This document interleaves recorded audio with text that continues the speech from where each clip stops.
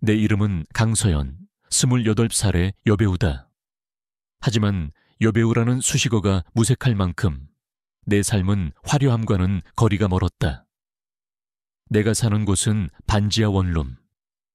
낮에도 어두컴컴한 방에는 곰팡이 냄새가 희미하게 맴돌았고 벽에는 오래된 벽지가 거뭇거뭇하게 얼룩져 있었다. 냉장고 문을 열어봐도 며칠 전 사다 놓은 시들한 상추와 물병, 그리고 반쯤 남은 김치뿐. 텅 빈 공간은 마치 내 마음처럼 공허했다. 나는 조용히 휴대폰을 들고 포털 사이트에 연애 기사를 검색했다. 화면에는 화려한 조명 아래 환하게 웃고 있는 동료 배우들의 기사만 가득했다. 잘 나가는 친구들은 드라마 주연을 꿰차고 영화제에서 상을 받고 명품 브랜드의 모델이 되어 찬란한 스포트라이트를 받았다. 하지만 내 이름은 그 어디에도 없었다.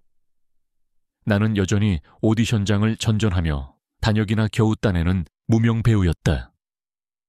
가끔 단역으로 출연한 드라마가 방송될 때면 친구들이 캡처해서 보내준 내 모습은 스쳐 지나가는 배경처럼 초라했다. 카메라 앞에서 웃고 있어도 내 속은 늘 한없이 쓸쓸했다. 밤이 깊어질수록 내 방의 고독은 더욱 짙어졌다. 낡은 스피커에서 흘러나오는 잔잔한 발라드 음악은 오히려 내 쓸쓸함을 더 부추겼다. 나는 식탁에 앉아 다 식어버린 인스턴트 미역국을 억지로 삼켰다. 미역국의 비린내가 입안에 감돌았지만 나는 그저 허기를 채우기 위해 숟가락으로 그릇 바닥을 긁어냈다. 한때 배우로서 성공하면 이 모든 고통이 사라질 것이라고 믿었다. 하지만 현실은 냉혹했다. 배우의 꿈은 점점 더 멀어져만 갔고 생활고는 날마다 나를 옥죄어왔다. 내 배우의 꿈은 어릴 적부터 시작되었다. 드라마 속 주인공처럼 화려하고 멋진 삶을 살고 싶었다. 하지만 현실의 벽은 높았다. 작은 지방 도시에서 태어나 평범한 가정에서 자란 내게 연예계는 너무나 멀고도 험난한 곳이었다. 부모님은 내가 배우가 되는 것을 반대하셨지만 나는 오직 꿈을 향해 달렸다. 힘든 연습생 시절을 버티고 수많은 오디션에서 낙방하면서도 나는 포기하지 않았다. 내 안에는 무언가 특별한 것이 있다고 믿었다. 어릴 적 나는 다른 아이들과는 조금 다른 취미가 있었다.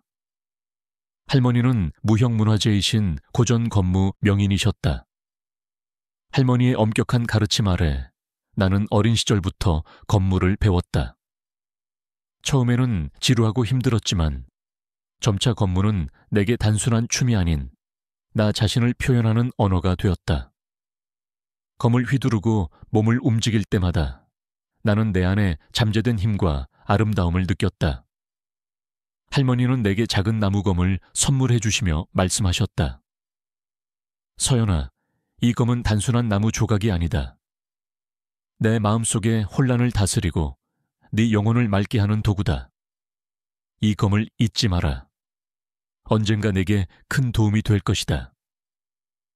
나는 그 목검을 책상 서랍 깊숙한 곳에 숨겨두었다. 아무에게도 보여주지 않는 나만의 비밀이었다. 배우의 꿈과는 전혀 상관없어 보이는 이 건무 실력과 목검이 훗날 내 삶을 송두리째 바꿀 것이라고는 상상조차 하지 못했다. 나는 비록 경제적으로 어려웠지만 작은 희망을 잃지 않으려 노력했다.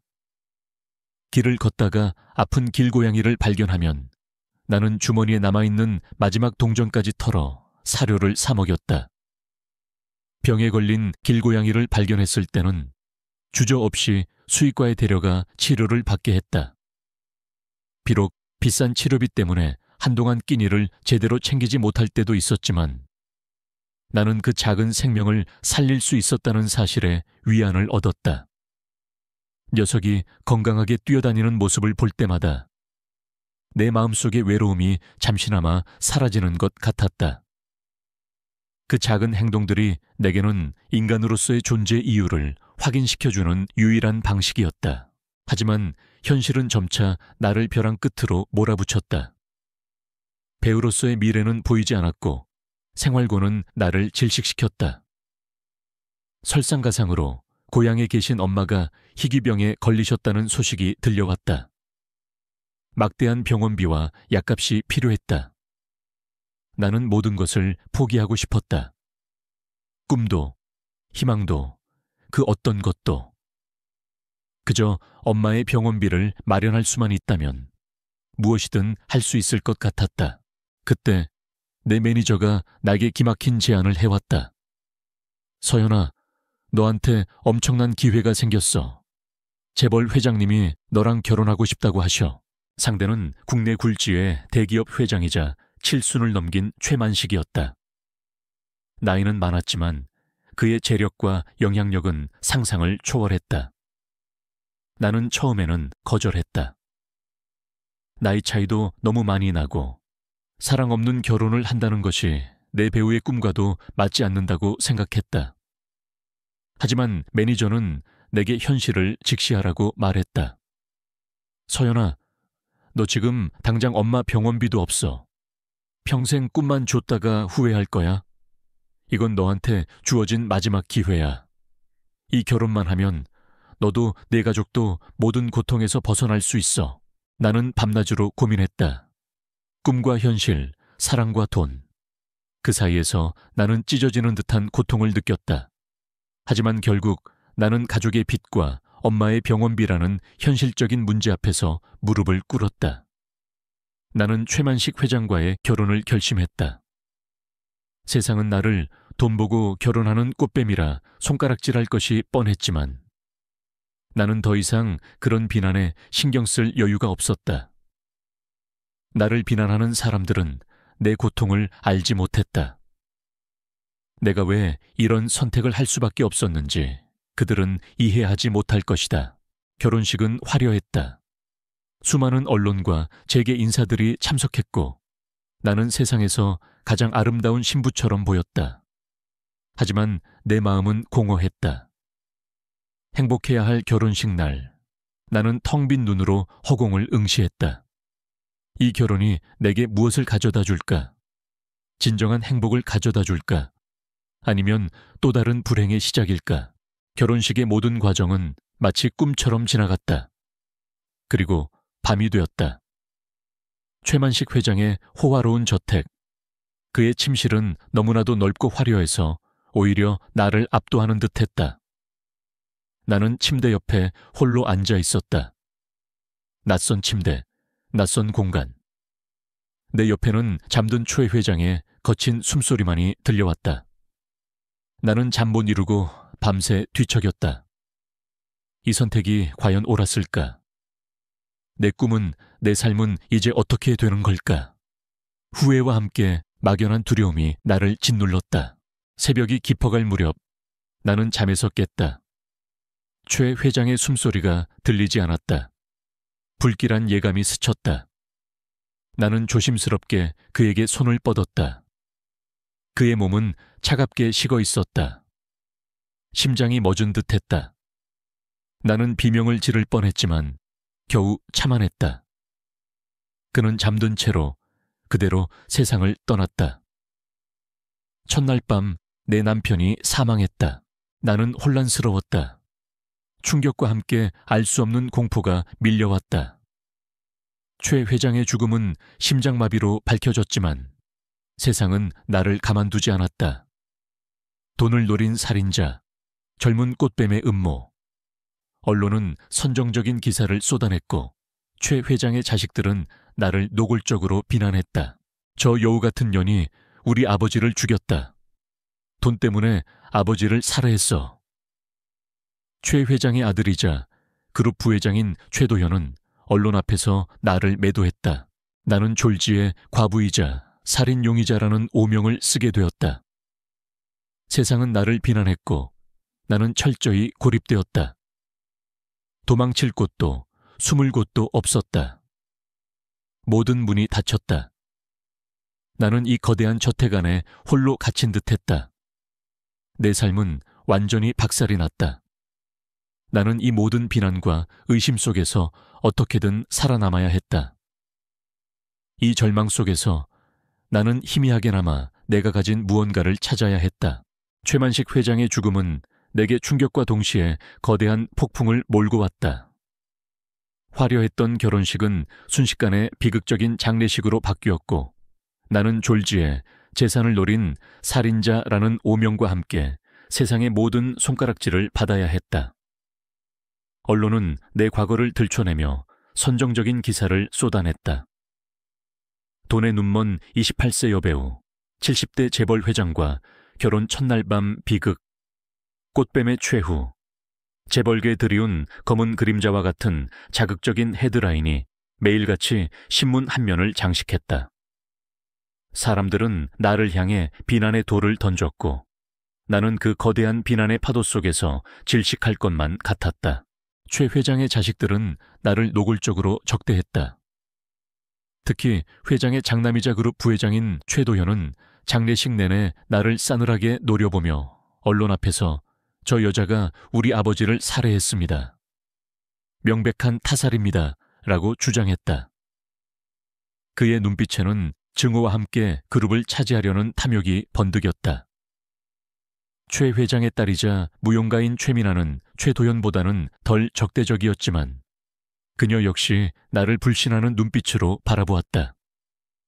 그들의 시선 속에서 나는 마치 투명 인간이 된 듯 느껴졌다. 나는 억울했다. 회장님의 죽음과 나는 아무런 관련이 없었다. 심장마비라는 병원 진단도 명백했다. 하지만 그 누구도 내 말을 믿어주지 않았다. 나는 이 거대한 저택 안에 갇힌 듯 느껴졌다. 전화는 불통이었고 매니저마저도 나에게 연락을 피했다. 나는 완전히 고립되었다. 이대로 모든 것을 포기해야 하는 걸까? 내 삶은 이제 끝인가? 절망이 나를 집어삼켰다. 며칠 밤낮을 울고 지사으며 나는 아무것도 먹을 수 없었다. 침대 위에 쓰러져 멍하니 천장만 바라봤다. 화려한 샹들리에의 불빛마저 나를 조롱하는 듯했다. 내 삶은 왜 이토록 불행할까? 배우의 꿈도 사랑하는 가족도 이제는 지킬 수 있는 모든 것을 잃은 듯했다. 그때 집사를 통해 변호사로부터 연락이 왔다. 최만식 회장의 유언장 공개가 있을 것이라는 내용이었다. 나는 유언장이 공개된다고 한들 내게 돌아올 것이 없다고 생각했다. 최 회장의 자식들이 이미 모든 것을 차지하려 할 것이 뻔했으니까. 하지만 나는 그 자리에 참석해야만 했다. 마지막 예의이자 어쩌면 이 모든 고통의 끝을 확인할 수 있는 자리라고 생각했다. 유언장 공개는 최 회장의 서재에서 진행되었다. 묵직하고 고풍스러운 서재는 최 회장의 취향을 고스란히 담고 있었다. 최도연과 최민아는 이미 자리에 앉아 나를 기다리고 있었다. 그들의 눈빛은 여전히 차가웠다. 변호사는 준비된 태블릿을 테이블 중앙에 놓았다. 고인 최만식 회장님의 유언은 CCTV 영상으로 녹화되어 있습니다. 지금부터 공개하겠습니다. 변호사의 말에 우리는 모두 화면을 주시했다. 영상 속 최만식 회장은 평소와 다름없이 편안한 표정으로 의자에 앉아 있었다. 그의 목소리는 나이 들었지만 또렷했다. 나는 최만식이다. 이 영상은 내 마지막 유언을 담고 있다. 내가 죽는다면 내 모든 재산은 내 아내 강서연에게 상속한다. 회장의 말에 서지 않은 순간 정적이 흘렀다. 최도현과 최민아는 경악에 찬 얼굴로 나를 바라보았다. 최도현은 믿을 수 없다는 듯이 벌떡 일어섰다. 아버지, 이게 무슨 말씀이십니까? 말도 안 됩니다. 저 꽃뱀에게 전 재산을 넘긴다고요. 그의 목소리는 분노로 갈라져 있었다. 하지만 회장은 흔들림 없는 목소리로 말을 이어갔다. 내 결심은 변함없다. 내 모든 재산은 강서연에게 귀속된다. 여기에는 단 하나의 조건이 있다. 회장의 목소리에 다시 정적이 흘렀다. 나 역시 숨을 죽였다. 어떤 조건일까? 재산을 포기하라는 조건일까? 아니면 나를 또 다른 고통으로 몰아넣는 조건일까? 강서연은 내가 남긴 비밀을 평생 지켜야 한다. 만약 이 비밀이 세상에 드러나는 날, 모든 재산은 사회에 환원될 것이다. 회장의 말은 내게 충격과 함께 섬뜩함을 안겨주었다. 비밀? 도대체 어떤 비밀을 말하는 걸까? 그의 눈빛은 유원장 영상 속에서 왠지 모를 섬뜩함과 함께 나를 꿰뚫어 보는 듯했다. 나는 그 눈빛 속에서 과거 내가 건물을 배울 때 할머니가 자주 말씀하시던 어떤 미세한 움직임의 흐름들을 본 것 같았다.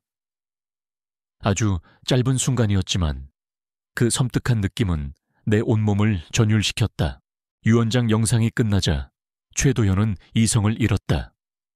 그는 변호사에게 달려들어 고함을 질렀다. 유언 무효 소송을 제기할 겁니다. 이건 말도 안 되는 조작입니다. 아버지가 저런 여우 같은 여자에게 속아서 저런 유언을 남기실 리가 없어요. 그의 얼굴은 탐욕과 분노로 일그러져 있었다.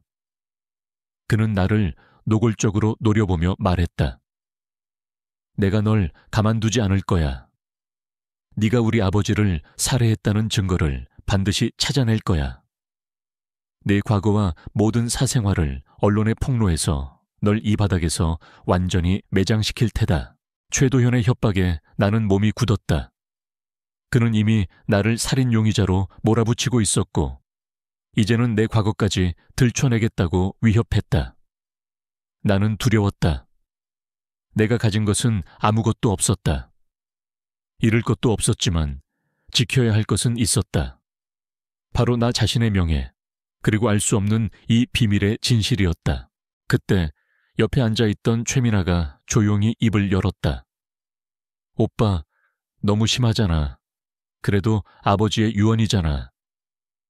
그녀는 나를 불신하는 눈빛으로 바라보았지만 최도현의 과도한 반응에 당혹스러워하는 듯했다. 최민아는 무용가로서 인간의 움직임과 감정을 섬세하게 포착하는 능력이 뛰어났다.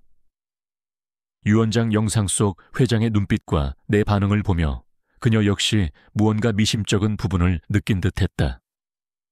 그녀의 눈빛에서 나는 아주 미세한 호기심 하나를 읽었다. 그것은 내게 작지만 소중한 단서가 되었다. 나는 그 길로 회장님의 서재를 나왔다. 거대한 저택은 이제 내 소유가 되었다. 하지만 나는 기쁘지 않았다. 오히려 가슴속이 답답하고 불안했다. 비밀이라는 단어가 뇌리를 떠나지 않았다. 이 비밀은 무엇일까? 왜 회장님은 내게 모든 재산을 넘기면서 이 비밀을 평생 지키라고 했을까? 혹시 회장님의 죽음과 관련이 있는 것은 아닐까? 나는 서재로 돌아왔다. 유원장 영상이 재생되었던 태블릿을 다시 집어들었다. 나는 영상을 수없이 반복해서 돌려봤다. 회장님의 눈빛, 표정, 그리고 아주 미세한 손동작 하나하나까지 놓치지 않으려 노력했다. 내가 건물을 연습할 때 스승님이 항상 강조하시던 것이 있었다. 모든 움직임에는 의미가 있다. 아무리 작은 움직임이라도 그 안에 혼과 진심이 담겨 있다. 나는 그 가르침을 떠올리며 영상 속 회장의 움직임을 해부하듯이 분석했다. 그러다 문득 회장이 비밀이라는 단어를 말하는 순간 그의 손가락이 아주 미세하게 떨리는 것을 발견했다. 그리고 그의 눈동자가 카메라가 아닌 카메라 옆에 있는 무언가를 아주 짧게 응시하는 듯한 느낌을 받았다.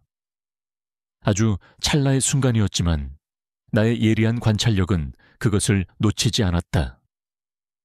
나는 배우로서의 관찰력뿐만 아니라 건물을 통해 단련된 미세한 움직임에 대한 통찰력이 뛰어났다.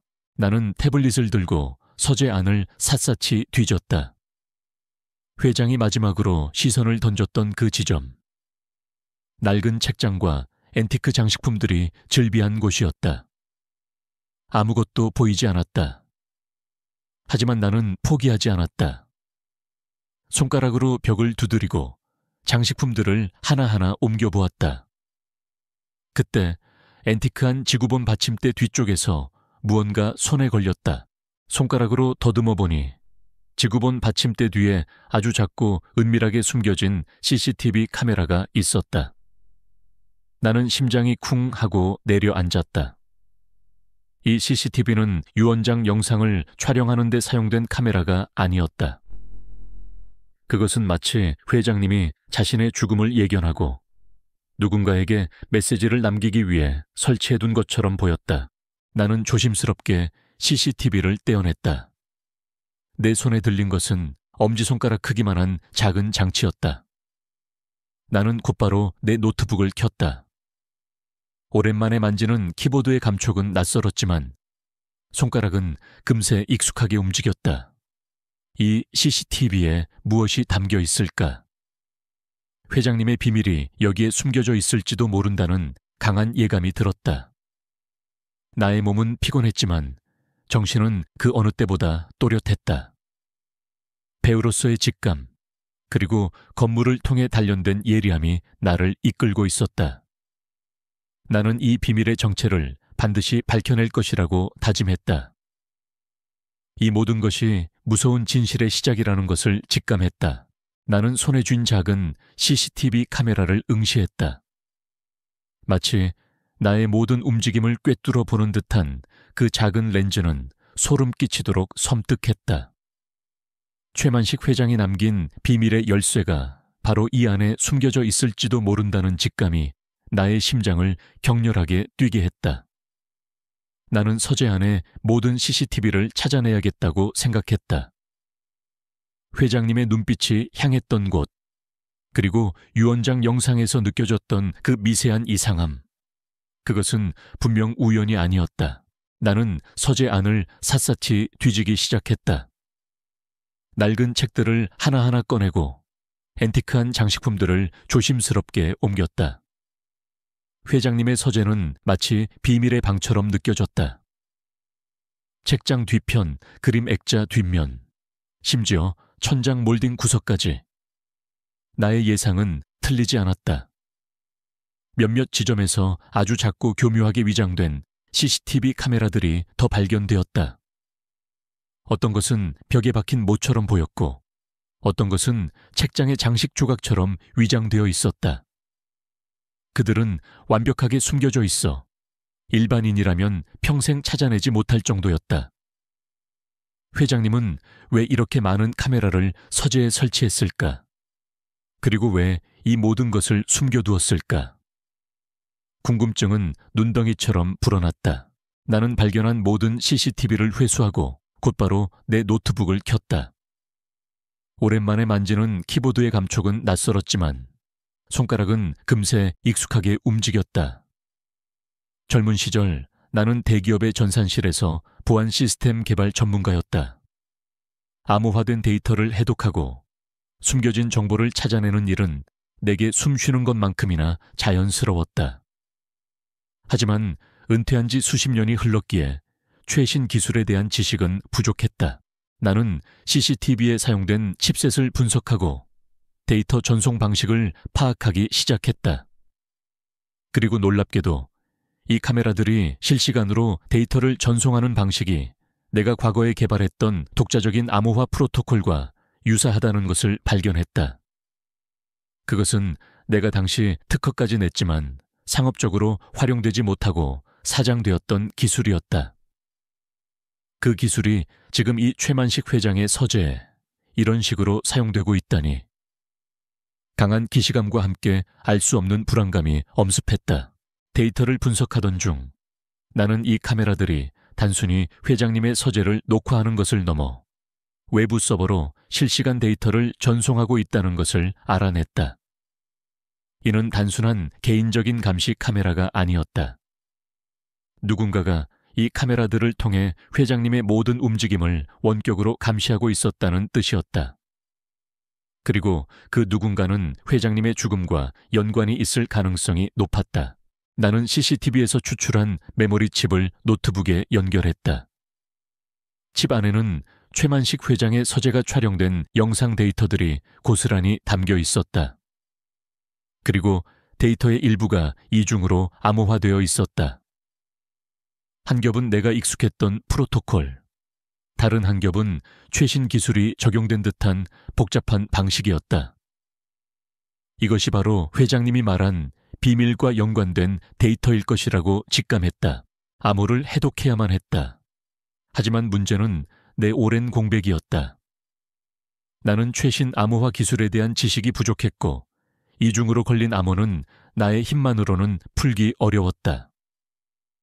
그때 나는 문득 젊은 시절 나의 직속 후배이자 나와 함께 보안 시스템을 개발했던 박주혁이 떠올랐다. 그는 나보다 몇 년 후배였지만 재능만큼은 내게 뒤지지 않는 천재적인 프로그래머였다. 지금은 작은 IT 보안 회사를 운영하고 있다는 소식을 들었던 것 같다. 박주혁이라면 이 복잡한 암호화를 푸는데 도움이 될 수 있을 것이라고 생각했다. 그는 내가 가진 재능을 유일하게 이해해 줄 수 있는 몇 안 되는 사람이었다. 나는 컴퓨터를 켜고 박주혁의 연락처를 검색했다. 인터넷에는 그의 회사가 여전히 건재하다는 정보가 떴다. 망설임 끝에 전화 버튼을 눌렀다. 수화기 너머로 젊은 직원 목소리가 들렸다. 네, 휴면 시큐리티입니다. 박주혁 대표님 계신가요? 김서연이라고 합니다. 내 이름이 들리자 잠시 정적이 흘렀다. 이내 박주혁의 목소리가 들려왔다. 강서연 선배님? 설마 서연 선배님 맞으십니까? 그의 목소리에는 놀라움과 반가움이 뒤섞여 있었다. 나는 간단히 안부를 묻고 그에게 내가 처한 상황을 조심스럽게 설명하기 시작했다. 최만식 회장과의 결혼, 그의 갑작스러운 죽음, 내가 살인 용의자로 몰린 상황, 그리고 집안에서 발견한 숨겨진 CCTV와 그 안에 담긴 암호화된 데이터에 대한 이야기까지. 나는 그에게 내게 남겨진 비밀의 조건도 이야기했다. 박주혁은 내 이야기를 듣는 내내 침묵했다. 그는 내가 은퇴한 지 오래되었고 나이도 젊다는 사실 때문에 내 말을 쉽게 믿지 못하는 듯했다. 그는 내가 겪은 이 모든 사건이 마치 영화처럼 느껴졌을 것이다. 선배님, 혹시 많이 힘드신 건 아니시죠? 그런 터무니없는 이야기가. 그의 목소리에는 불신이 섞여 있었다. 그는 내가 정신적으로 불안정한 상태라고 생각하는 듯했다. 일반적인 상식으로는 이해하기 어려운 이야기였으니까. 주혁아, 나는 아직 정신이 멀쩡하다. 그리고 내가 발견한 이 CCTV는 단순한 사기 사건이 아니라는 걸 직감했어. 이건 조직적인 범죄야. 그리고 이 안에 담긴 암호를 풀어야만 해. 네 도움이 필요해. 내 목소리에는 간절함과 함께 오랜 세월 잊고 지냈던 전문가의 냉철함이 섞여 있었다. 내 직감은 한 번도 틀린 적이 없었다. 나는 그에게 내가 발견한 CCTV 장치를 택배로 보냈다. 며칠 후 박주혁에게서 전화가 왔다. 그의 목소리에는 경외감과 놀라움이 가득했다. 선배님, 정말 놀랍습니다. 이 CCTV 정말 정교하게 만들어졌습니다. 게다가 이 암호화 방식은 일반적인 수준이 아닙니다. 최소한 국가기관급의 기술력을 가진 조직이 아니면 이런 기술을 구현하기 어렵습니다. 제가 풀어보려고 했는데 쉽게 풀리지 않습니다. 특히 이중 암호화 부분은 선배님 전문 분야였던 다중양자 암호화 방식과 유사합니다. 박주혁의 말에 내 심장이 다시 뛰기 시작했다. 다중양자 암호화. 젊은 시절 내가 가장 흥미를 가지고 연구했던 분야였다. 당시에는 이론에 불과했던 기술이 이제는 현실에서 사용되고 있다니. 그리고 그것이 최만식 회장의 서재에서 발견된 CCTV에 이런 식으로 사용되고 있다니. 강한 의문과 함께 알 수 없는 불안감이 엄습했다. 주혁아, 내가 직접 갈게. 내가 직접 풀어야 해. 이 녀석들에게 내가 누구인지 보여줄 때가 온 것 같구나. 내 목소리에는 오랜 세월 잠자고 있던 투지가 담겨 있었다. 박주혁은 당황한 듯했지만 이내 동의했다. 내가 직접 회사로 찾아간다는 사실에 그는 긴장하는 듯했다. 나는 다시 노트북 앞에 앉았다. 내 뇌리에는 젊은 시절 암호화 공식들이 복잡하게 떠올랐다. 잊고 지냈던 내 재능이 깨어나는 순간이었다.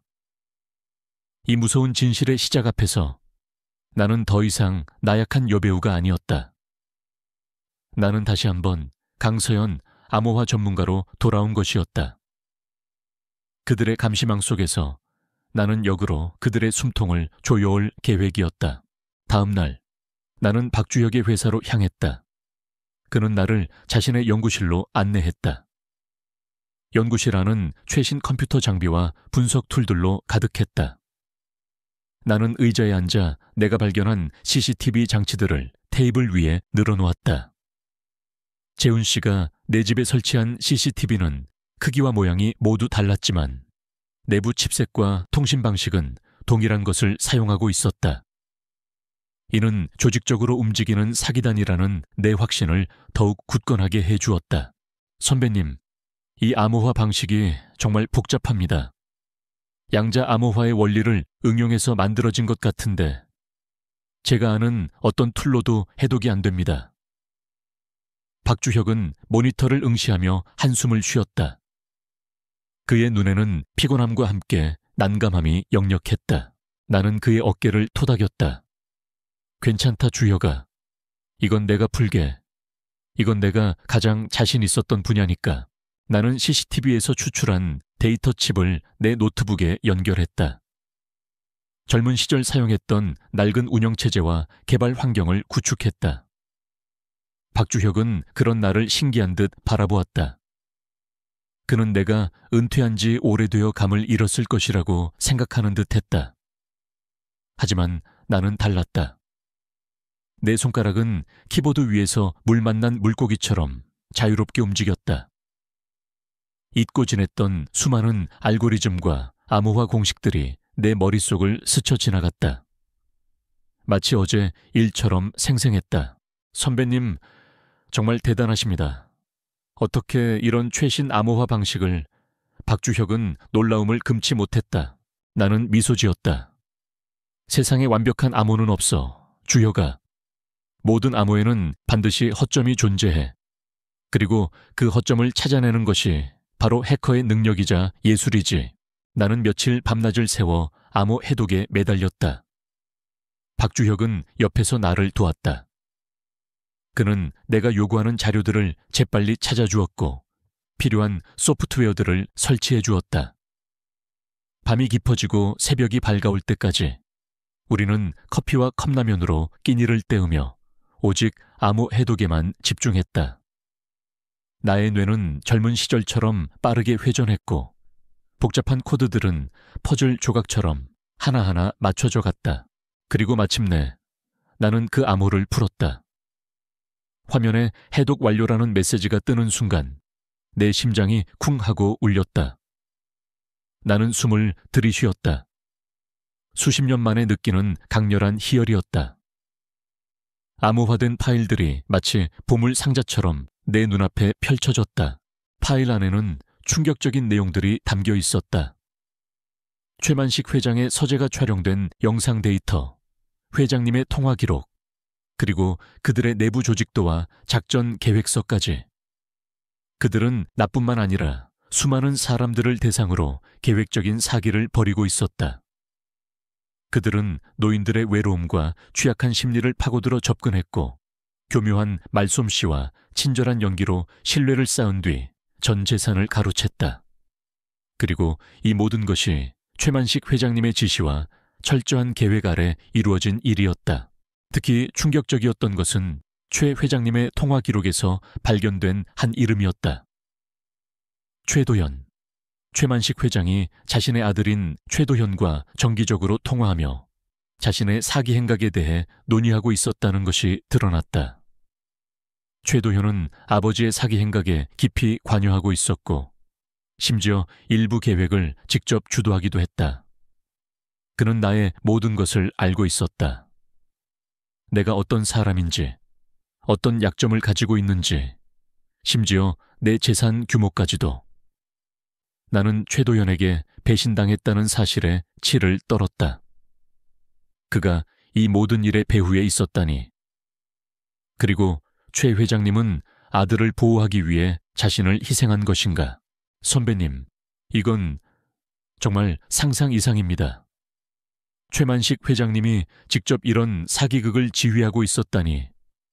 게다가 최도현 부회장까지 연루되어 있다니. 이건 그룹 전체가 흔들릴 만한 초대형 스캔들입니다. 박주혁의 목소리는 경악으로 가득했다. 나는 해독된 파일들을 차례로 재생했다. 최만식 회장이 직접 지시를 내리는 음성 파일, 최도현이 피해자들의 정보를 보고하는 영상, 그리고 최 회장님이 내게 화분을 선물하던 날, 몰래 CCTV를 설치하는 모습까지. 모든 것이 명백한 증거였다. 회장님은 내게 재산을 넘긴 것이 아니라 내가 이 모든 추악한 진실을 밝혀내도록 유도했던 것이다. 그가 남긴 비밀은 바로 이것이었다. 자신의 아들이 저지른 범죄, 그리고 그 아들이 저지른 범죄를 내가 폭로하도록 하는 것. 그것이 나의 평생 지켜야 할 조건이었다. 그 소름 돋는 진실 앞에서 나는 전율했다. 이것들을 경찰에 넘기면 됩니다. 그들은 이 모든 것을 법의 심판대에 세울 겁니다. 박주혁이 말했다. 나는 고개를 저었다. 아니, 주혁아, 아직은 안 돼. 나는 이 녀석들에게 내가 누구인지, 내가 무엇을 할 수 있는지 직접 보여줄 거야. 이 모든 것을 세상에 공개해야 해. 그들이 나를 조롱하고 내 삶을 파괴하려 했던 것처럼 나도 그들의 모든 것을 파괴할 거야. 내 눈빛은 차갑게 빛났다. 그들의 범죄는 나만의 문제가 아니었다. 수많은 노인들이 그들에게 당했고 앞으로도 당할 것이다. 나는 이 조직의 뿌리를 뽑아버려야 했다. 나는 박주혁에게 부탁했다. 주혁아, 이 자료들을 바탕으로 그들의 모든 범죄 행위를 분석해줘. 피해자들의 목록, 그들의 작업 방식, 그리고 그들이 사용하는 모든 기술적인 부분까지. 이 모든 것을 세상에 공개할 수 있도록 완벽한 보고서를 만들어야 해. 그리고 그들의 봉어지를 알아내야 해. 박주혁은 내 결의에 찬 눈빛을 보더니 고개를 끄덕였다. 알겠습니다, 선배님. 제가 아는 모든 기술을 동원해서 돕겠습니다. 선배님은 정말 대단하십니다. 하지만 우리의 계획은 곧바로 위기에 봉착했다. 우리가 최도현의 뒤를 쫓고 있다는 사실을 알았는지 익명의 메시지가 내게 날아왔다. 강서연, 당신이 뭔가를 꾸미고 있다는 것을 알고 있다. 당신이 아는 것은 빙산의 일각일 뿐이야. 최 회장님의 죽음은 심장마비였다. 감히 진실을 왜곡하려 하지 마라. 계속 들쑤시다가는 당신의 모든 것을 잃게 될 거야. 우리는 당신의 모든 과거를 알고 있다. 조용히 입 다물고 그 재산을 가지고 사라져라. 메시지는 차갑고 잔인했다. 그들은 내가 누구인지, 내가 무엇을 할 수 있는지 이미 파악하고 있었다. 그들은 나의 과거까지 알고 있었다. 내가 유명인이 되기 전의 치부, 가족들의 약점까지도. 두려움이 밀려왔다. 하지만 나는 굴하지 않았다. 그들의 협박은 오히려 나의 분노를 더욱 키웠다. 선배님, 어떻게 하시겠습니까? 박주혁이 걱정스러운 표정으로 나를 바라보았다. 나는 차갑게 미소 지었다. 이 녀석들은 내가 누군지 제대로 알지 못하는군. 좋아. 내가 직접 그들에게 내가 누구인지를 보여줄 때가 온 것 같구나. 그들이 나를 조롱하고 내 모든 것을 빼앗아간 것처럼 나도 그들의 모든 것을 빼앗을 거야. 그들이 가장 소중하게 생각하는 것, 바로 그들의 명성과 탐욕을. 내 눈빛은 강렬하게 타올랐다. 나는 이현우 씨에게 연락하여 그동안 발견한 모든 증거들과 최만식 회장과 최도현의 조직에 대한 정보, 그리고 익명의 협박 메시지까지 상세하게 전달했다. 이현우 씨는 내 이야기를 듣더니 조용히 말했다. 아무래도 자네는 혼자서는 이 일을 감당하기 힘들겠군. 내가 돕겠다. 그리고 이 모든 것을 세상에 알리기 위한 무대를 만들어야겠군. 나는 고개를 끄덕였다. 이 싸움은 이제 개인적인 복수를 넘어선 거대한 전쟁이 될 것이었다. 나는 이 모든 것을 세상에 폭로하고 최도연과 그의 조직을 법의 심판대에 세울 것이다. 나의 오랜 경험과 재능, 그리고 박주혁과 이현우 씨의 도움이 있다면 충분히 승산이 있다고 믿었다. 나는 다시 노트북 앞에 앉았다. 다음 목표는 최도연의 모든 것을 파헤치는 것이었다. 그리고 그들의 가장 큰 약점, 바로 탐욕이 만들어낸 허점을 찾아낼 때까지 멈추지 않을 것이다. 최도연의 협박은 내 마음에 깊은 생채기를 냈다. 당신의 모든 과거를 알고 있다. 조용히 입 다물고 그 재산을 가지고 사라져라. 그들의 메시지는 나의 가장 취약한 지점을 정확히 파고들었다. 자식들의 안전이 위협받는다는 사실은 나를 흔들기에 충분했다. 이대로 모든 것을 포기하고 조용히 사라져야 할까? 내 오랜 꿈이었던 배우의 길도, 이제 막 시작된 나의 새로운 삶도 모두 포기해야 할까? 밤늦게까지 최만식 회장의 서재에 앉아 고민했지만 답은 나오지 않았다. 텅 빈 공간을 채우는 것은 오직 나 자신을 향한 비난과 후회뿐이었다. 선배님, 너무 걱정하지 마십시오. 우리가 더 조심하면 됩니다. 박주혁이 내 옆에 앉아 나를 위로했다. 그는 나의 불안감을 눈치채고 있었다. 이현우 씨는 말없이 차를 따라주며 나의 흔들리는 눈빛을 응시했다. 나는 고개를 들었다.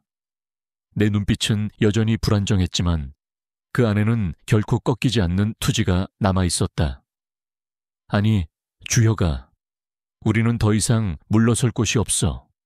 그들은 내가 가진 약점을 파고들었고 나는 그들의 약점을 찾아내 역으로 그들을 무너뜨릴 거야. 그들이 나의 모든 것을 알고 있다면 나도 그들의 모든 것을 알아내야 해. 이현우 씨는 내가 흔들리지 않는 것을 보고 만족스러운 듯 고개를 끄덕였다.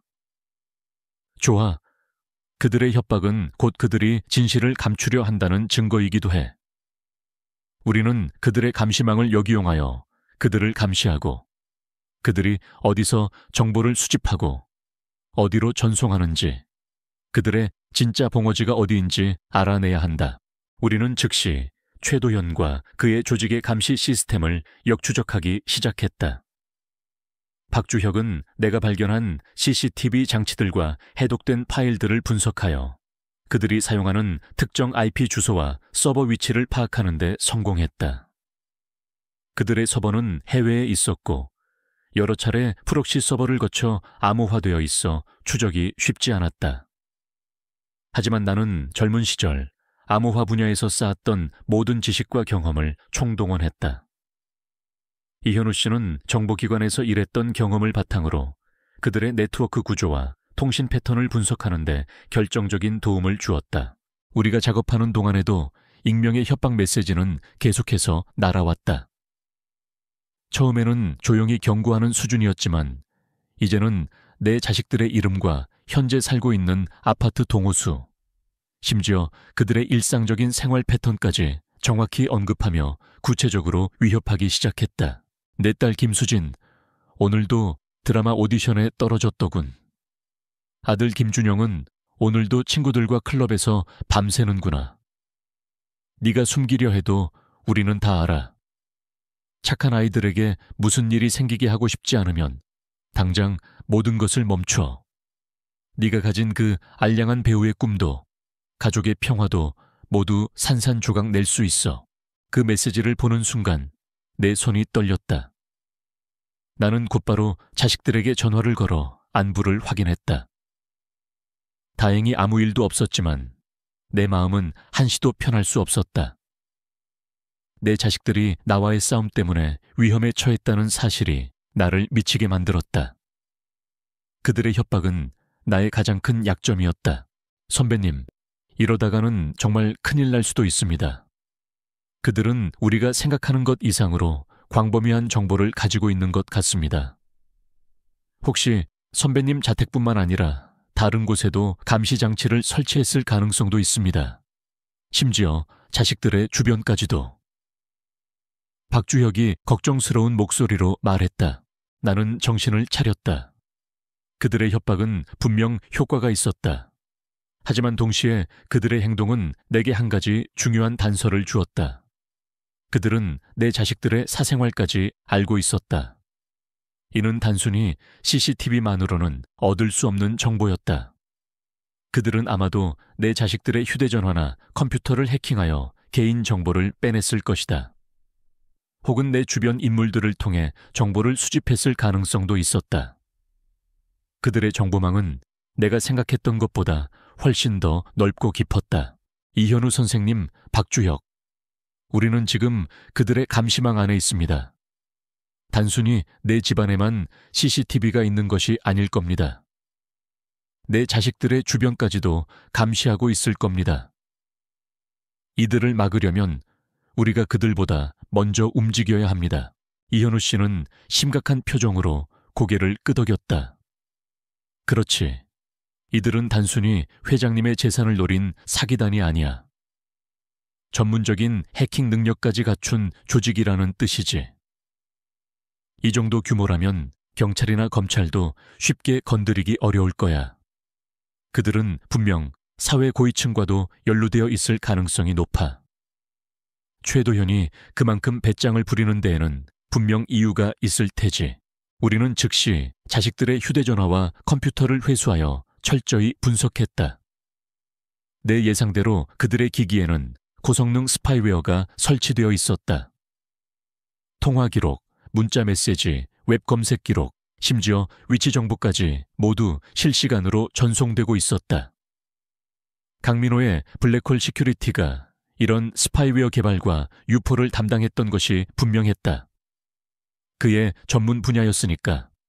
그리고 그 스파이웨어의 코드 안에서 나는 미세하게 회장님의 흔적을 발견했다. 회장님 역시 이 모든 것을 알고 있었고, 심지어 그의 죽음 이후에도 이 스파이웨어를 통해 내가 이 모든 것을 밝혀내도록 유도하고 있었던 것이다.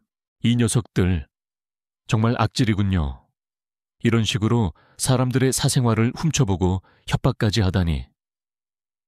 박주혁은 분노의 치를 떨었다. 하지만 선배님, 이 스파이웨어를 역이용할 수 있다면 오히려 그들의 약점이 될 수도 있습니다. 나는 침착하게 말했다. 맞아, 주혁아. 이 스파이웨어는 양날의 칼이야. 우리가 이걸 역이용할 수 있다면 오히려 그들의 약점이 될 수도 있어. 우리는 이 스파이웨어를 통해 그들의 시스템에 침투할 거야. 그리고 그들이 숨기고 있는 모든 진실을 세상에 폭로할 것이다.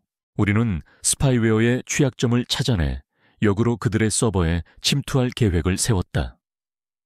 하지만 이는 매우 위험한 작업이었다. 그들이 우리의 침투를 감지하는 순간 모든 증거를 파괴하고 사라질 수도 있었다. 게다가 역공을 당할 위험도 있었다. 우리는 최도현의 조직이 어떤 방식으로 정보를 저장하고 관리하는지, 그들의 보안 시스템은 어떤 허점을 가지고 있는지를 분석하는 데 모든 시간을 쏟았다. 선배님, 이건 자칫하면 저희까지 위험해질 수 있습니다. 상대는 우리가 생각하는 것 이상의 전문가 집단입니다. 박주혁은 불안한 표정을 지었다. 알아, 주혁아. 하지만 피할 수 없어. 이대로 당하고만 있을 수는 없어. 나는 내가 가진 모든 것을 걸고 이 싸움에서 이길 거야. 내 목소리에는 흔들림 없는 결의가 담겨 있었다. 밤낮으로 이현우 씨와 박주혁은 최도현의 조직에 대한 추가 정보를 수집하고 그들의 네트워크에 침투할 방법을 모색했다. 나는 그들이 만든 스파이웨어의 코드를 분석하여 숨겨진 백도어와 관리자 권한을 탈취할 수 있는 방법을 찾아냈다. 오랜 세월 잊고 지냈던 암호화와 해킹 기술이 놀라운 속도로 되살아나는 것을 스스로도 느꼈다. 내 손가락은 키보드 위에서 춤을 추듯 움직였다. 배우로서의 직감과 건물을 통해 단련된 예리함이 나의 기술적 능력을 더욱 극대화시켜 주었다. 그리고 마침내 우리는 최도현이 관리하는 주 서버에 접근하는 데 성공했다. 그 안에는 충격적인 데이터들이 저장되어 있었다.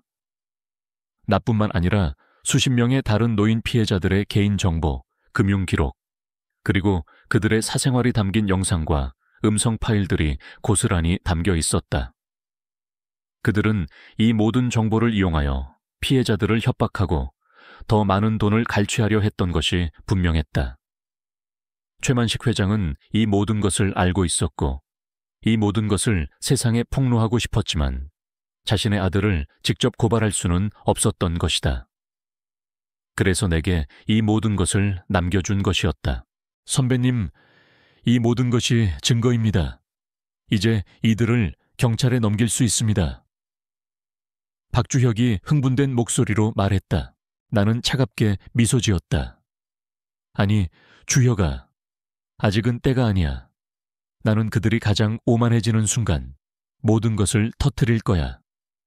그들이 자신들의 승리를 확신하는 순간 내가 그들의 목덜미를 잡을 것이다. 이현우 씨는 내 계획을 듣더니 고개를 끄덕였다. 옳은 생각이야. 이들은 자신들의 권력과 기술력을 과신하고 있어. 그 오만이 곧 그들의 약점이 될 거다. 최만식 회장이 자네에게 이 모든 것을 남긴 이유도 바로 그것일 테지. 자네의 배우로서의 기지와 과거의 해킹 실력을 믿은 것이야. 게다가 평생 비밀을 지켜야 한다는 조건은 아이러니하게도 자네가 그 비밀을 파헤치도록 유도한 장치였어. 우리는 최도연의 조직이 운영하는 미래투자포럼 정보를 입수했다. 그들은 이 포럼을 통해 더 많은 노인들을 끌어모아 마지막 한탕을 노리고 있었다. 포럼은 대규모로 진행될 예정이었고 수많은 언론사와 VIP 인사들이 참석할 예정이었다. 그들의 탐욕은 하늘을 찌르고 있었다. 최도현은 이 포럼에서 자신의 성공을 자축하고 자신들의 혁신적인 투자 기술을 자랑하며 더 많은 돈을 끌어모으려 할 것이 분명했다. 나는 바로 그곳, 최도현이 자신의 성공을 자축하고 더 많은 돈을 끌어모으려는 그 무대가 최적의 싸움터라고 생각했다. 나는 그들의 시스템에 미리 백도어를 심어두었고 포럼 당일 그들의 모든 것을 세상에 공개할 계획을 세웠다. 그들이 자랑스럽게 내세울 스크린에 나는 그들의 추악한 진실을 띄울 것이었다. 이현우 선생님, 박주혁, 마지막 준비를 합시다. 우리는 그들이 가장 안전하다고 생각하는 그곳에서 그들의 모든 것을 파괴할 겁니다. 저는 이제 더 이상 과거의 나약한 여배우가 아니야. 나는 내가 가진 모든 것을 걸고 그들의 거짓말을 심판할 거야. 그리고 최만식 회장님의 진정한 유언을 세상에 알릴 것이다. 내 목소리에는 흔들림 없는 결의가 담겨 있었다. 몸은 피곤했지만 정신은 그 어느 때보다 또렷했다. 나는 잃을 것이 없었다. 오직 진실과 정의만을 위해 싸울 것이다. 그들이 깔아놓은 거미줄 같은 감시망 속에서 나는 역으로 그들을 올가맬 거미가 될 것이다. 나의 복수는 이제 절정에 달하고 있었다. 내가 그들의 목덜미를 잡는 순간이 다가오고 있었다. 최도현이 주최하는 미래투자포럼은 서울 시내에서 가장 호화로운 컨벤션 센터의 그랜드 볼룸에서 열렸다. 수백 명의 사람들이 금색 장식과 화려한 조명으로 번쩍이는 홀을 가득 메웠고 그들의 얼굴에는 일확천금의 기대감이 역력했다. 중앙 무대에는 최첨단 기술이 집약된 거대한 LED 스크린이 설치되어 있었고 최도현은 그 앞에서 자신의 성공 신화를 자랑스럽게 늘어놓을 준비를 하고 있었다. 나는 그 무대 뒤편 보안 통제실에 숨어 그 모든 광경을 지켜보고 있었다. 이현우 선생님과 박주혁은 내 옆에서 노트북 화면을 응시하며 마지막까지 시스템을 점검했다. 선배님, 모든 준비는 끝났습니다. 최도현이 프레젠테이션을 시작하는 순간 저희가 준비한 영상이 메인 스크린에 송출될 겁니다. 모든 온라인 생중계 채널과 연동된 미디어에도 동시에 송출되도록 설정해 두었습니다. 박주혁의 목소리는 긴장감으로 가득했지만 동시에 굳건한 결의가 느껴졌다. 그의 임에는 땀방울이 송골송골 맺혀 있었다. 조하, 주여가 이제 때가 왔다. 내 목소리는 차분했지만 심장은 격렬하게 요동쳤다. 지난 몇 달간의 고통과 분노, 그리고 복수심이 이 한순간에 폭발할 준비를 하고 있었다. 내 손에는 할머니가 물려주신 작은 목검이 쥐어져 있었다. 목검의 손잡이 부분에 숨겨진 메모리 카드에는 최만식 회장님이 남긴 진정한 비밀이 담겨 있었다. 강민호가 아닌 최도현이 무대에 올랐다.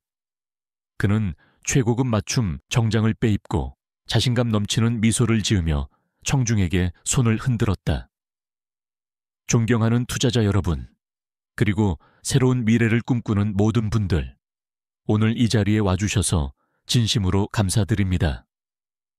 그의 목소리는 확성기를 통해 홀 안에 쩌렁쩌렁 울려 퍼졌다. 그는 자신을 한국 경제를 이끌 차세대 리더로 소개하며 자신의 회사가 개발한 혁신적인 금융 AI 투자 솔루션에 대해 열변을 토했다. 저희 블랙홀 시큐리티는 단순한 보안 회사가 아닙니다. 저희는 미래의 금융을 선도할 AI 기반의 투자 솔루션을 개발했습니다. 이 시스템은 여러분의 자산을 안전하게 지키고 상상 이상의 수익을 안겨줄 것입니다. 자, 보십시오. 그가 손짓하자 대형 스크린에 현란한 그래픽과 함께 투자 수익을 나타내는 그래프가 나타났다. 그래프는 하늘 높은 줄 모르고 치솟아 있었고 청중들은 감탄사를 터뜨렸다. 그들은 최도현의 달콤한 말과 화려한 이미지에 현혹되어 있었다. 그들의 눈빛에서 나는 과거에 내가 가졌던 순진한 믿음과 탐욕을 보았다. 오늘 이 자리에 계신 분들에게만 특별히 공개합니다. 저희의 최첨단 보안 기술이 어떻게 여러분의 자산을 안전하게 지키는지, 그리고 저희의 AI 시스템이 어떻게 시장의 흐름을 정확히 예측하여 수익을 창출하는지 지금 바로 보여드리겠습니다. 최도현의 목소리가 절정에 달하는 순간 나는 이현우 선생님과 눈을 마주쳤다. 이현우 선생님이 고개를 끄덕였다. 바로 지금이었다. 나는 키보드에 손을 얹었다. 손가락이 미세하게 떨렸지만 나는 숨을 깊게 들이쉬었다. 그리고 마지막 명령어를 입력했다.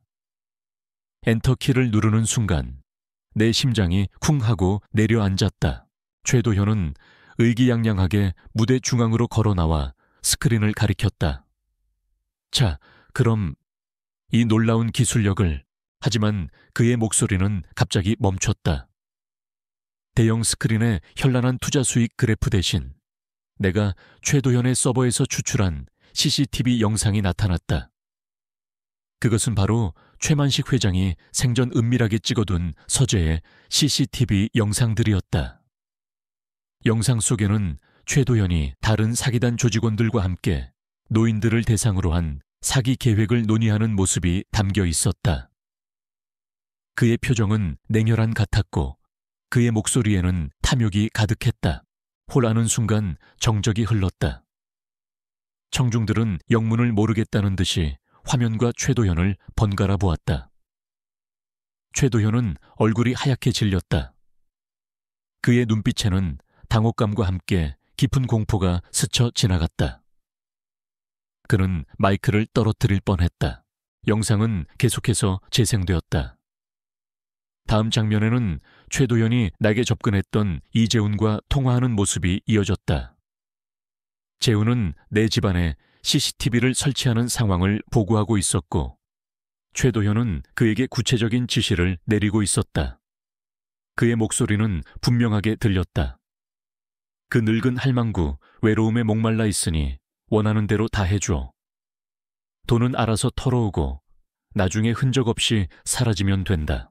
이 영상들은 최도현의 서버에 미래 프로젝트 진행 상황이라는 이름으로 저장되어 있었다. 그들은 이 모든 것을 사업 계획처럼 관리하고 있었던 것이다. 이건 조작입니다. 누가 이런 영상을... 최도현이 떨리는 목소리로 소리쳤다. 그의 얼굴은 불그락푸르락해졌고 입에는 식은땀이 흘렀다. 그는 스태프들에게 고함을 질렀지만 아무도 움직이지 않았다. 통제실 마이크를 통해 내 목소리가 홀 안에 울려 퍼졌다. 조작이 아닙니다, 최도현 씨.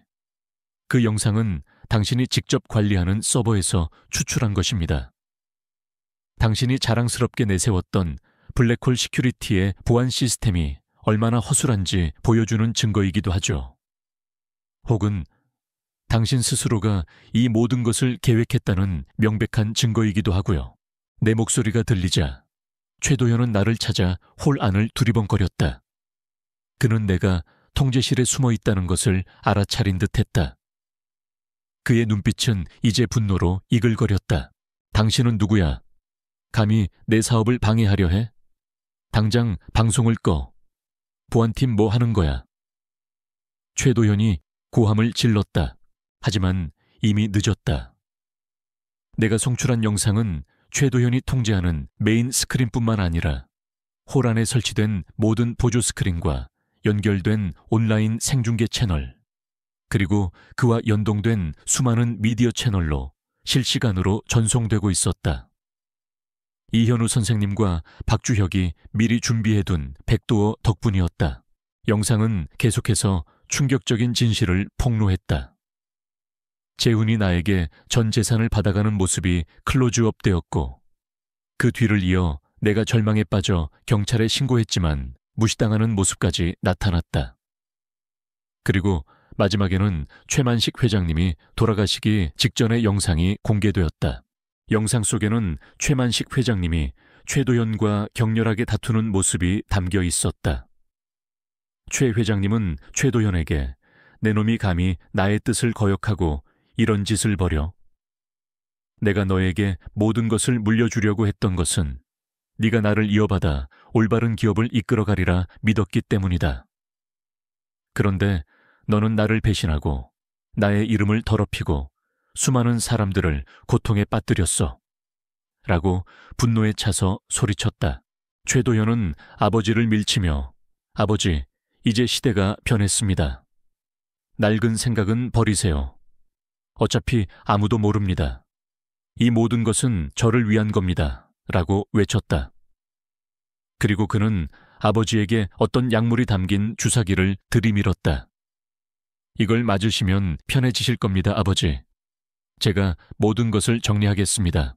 최만식 회장님은 필사적으로 저항했지만 최도현은 강제로 약물을 투여하려 했고, 그 충격으로 회장님은 가슴을 움켜쥐고 쓰러졌다.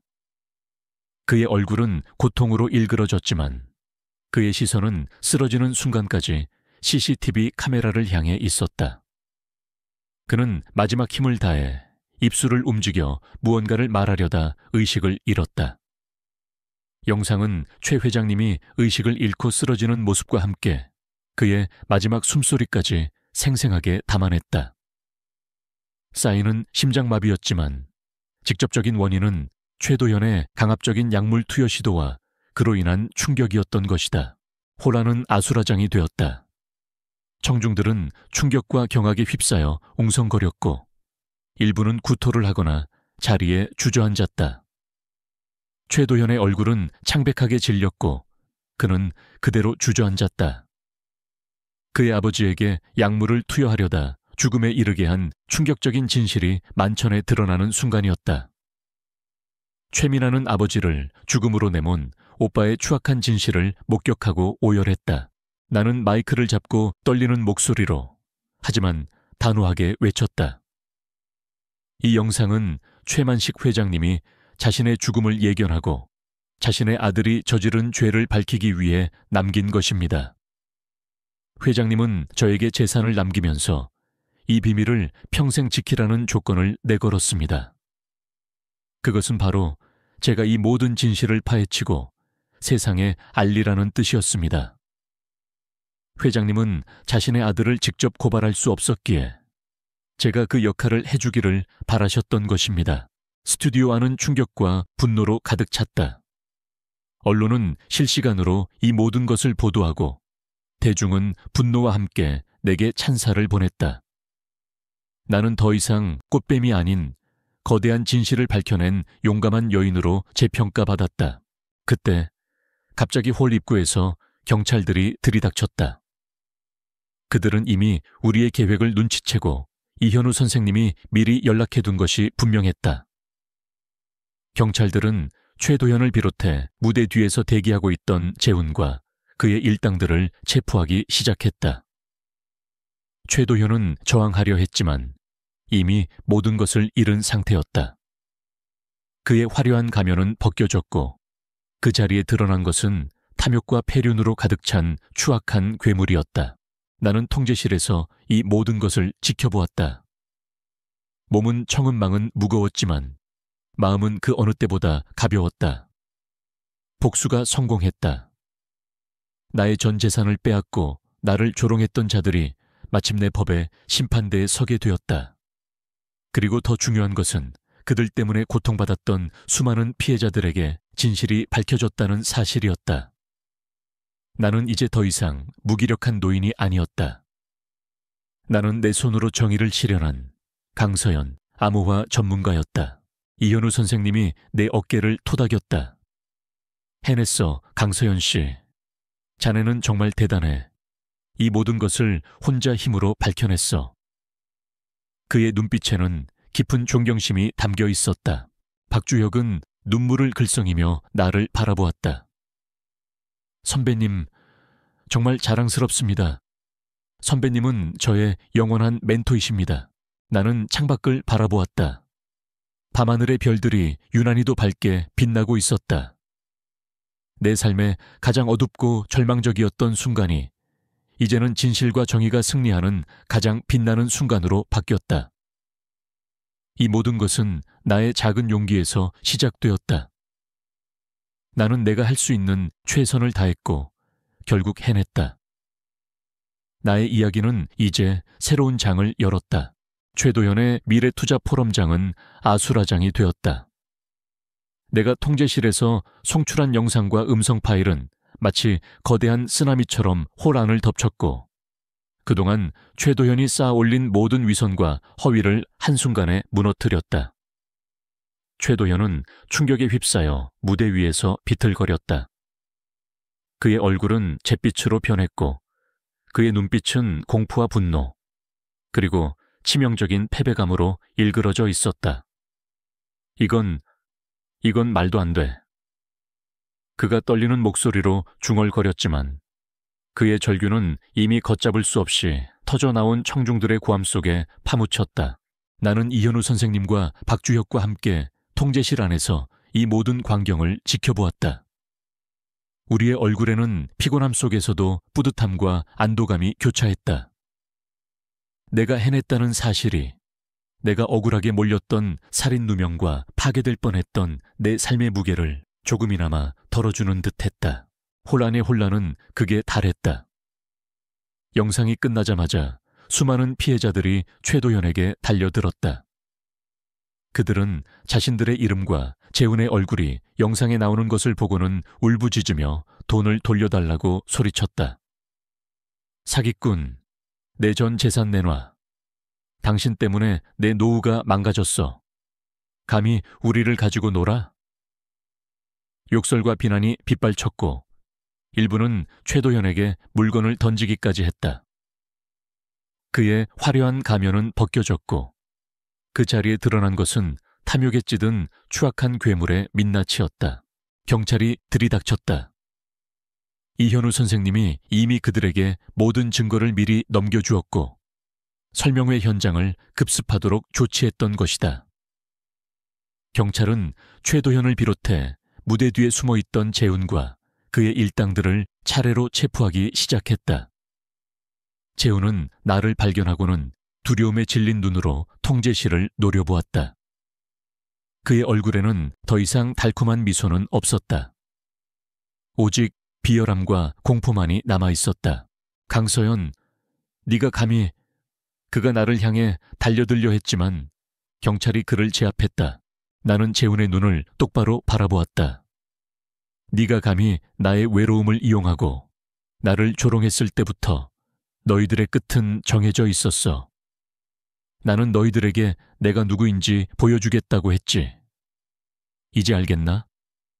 네가 상대한 사람은 단순한 노인도 어리숙한 여배우도 아니었다는 것을.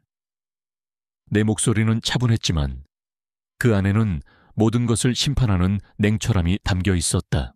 최도현은 저항하지 못했다. 그의 눈은 이미 초점을 잃은 듯했다. 그의 꿈, 그의 야망, 그의 모든 것이 한순간에 무너져 내리는 것을 깨달았을 것이다. 그가 자랑스러워했던 블랙홀 시큐리티라는 이름은 이제 사기 조직의 봉어지로 전락했고, 언론은 이 모든 추악한 진실을 실시간으로 보도하기 시작했다. 특히 최만식 회장님의 죽음 뒤에 숨겨진 폐륜적인 진실이 공개되자 대중은 경악을 금치 못했다. 며칠 후 언론에서는 연일 최도현과 그의 사기 조직, 그리고 최만식 회장님의 죽음에 대한 뉴스가 대서특필되었다. 그들의 범죄 수법, 피해자 규모, 그리고 최만식 회장님과의 관계까지 모든 것이 낱낱이 공개되었다. 최도현의 화려했던 경력은 한순간에 추악한 범죄와 폐륜의 기록으로 뒤바뀌었다. 수많은 피해자들이 용기를 내어 증언에 나섰고, 그들의 절규는 대중의 분노를 더욱 증폭시켰다. 경찰과 검찰은 합동수사팀을 꾸려 최도현의 조직을 뿌리 뽑는 데 총력을 기울였다. 이현우 선생님이 제공한 데이터와 박주혁이 분석한 네트워크 정보는 수사의 결정적인 단서가 되었다. 그들의 다단계 피라미드 구조, 자금 세탁 방식, 그리고 해외에 숨겨둔 비자금의 흐름까지 모든 것이 드러났다. 최도현과 재훈, 그리고 조직의 주요 인물들은 모두 구속되어 재판에 넘겨졌다. 재판 과정은 순조로웠다. 내가 직접 증인으로 나서 내 집에서 발견된 CCTV의 분석 결과와 암호 해독 과정을 설명했다. 내가 최도현의 서버에서 직접 추출한 영상과 음성 파일은 그들의 죄를 명백히 증명하는 가장 확실한 증거가 되었다. 특히 최만식 회장님이 돌아가시기 직전 촬영된 영상은 법정안을 충격에 빠뜨렸다. 회장님이 아들에게 약물 투여를 강요받다가 쓰러지는 장면, 그리고 카메라를 향해 마지막으로 무언가를 말하려 했던 그 찰나의 순간까지 모든 것이 최도현의 폐륜적인 범죄를 낱낱이 증명했다. 법정에서 최도현은 나의 증언과 영상 증거 앞에서 고개를 들지 못했다. 한때 나를 능멸하던 그의 오만함은 온데간데 없었다. 최종 판결이 내려지던 날, 법정은 수많은 언론인과 피해자들로 가득 찼다. 재판장은 최도현에게 살인미수, 사기, 개인정보보호법 위반, 전자금융거래법 위반, 사채유기 및 유언장 조작 등 수많은 혐의를 적용하여 징역 10년이라는 중형을 선고했다. 재훈 씨와 그의 일당들도 각자의 죄에 상응하는 징역형을 선고받았다. 동시에 법원은 최도현 조직의 불법 수익금을 모두 추징하고 이를 피해자들에게 돌려주도록 명령했다. 판결이 끝나자 법정 안에서는 박수와 함께 피해자들의 흐느낌이 터져나왔다. 그것은 단순히 슬픔의 눈물이 아니었다. 억울함이 해소되고 정의가 실현된 것에 대한 안도감과 감격의 눈물이었다. 나는 그들을 바라보며 미소 지었다. 나의 복수는 단순히 개인적인 복수를 넘어 수많은 피해자들에게 희망을 되찾아준 정의의 실현이 되었다. 최민아는 아버지의 진실을 알고 오열하며 내게 진심으로 사과했다. 그녀는 오빠의 추악한 범죄에 대해 깊이 반성하고 자신은 재산 상속을 포기하며 나를 돕겠다고 자처했다. 나는 법원을 나서며 이현우 선생님과 박주혁에게 고개 숙여 감사 인사를 전했다. 두 분 아니었다면 저는 절대 여기까지 올 수 없었을 겁니다. 정말 감사합니다.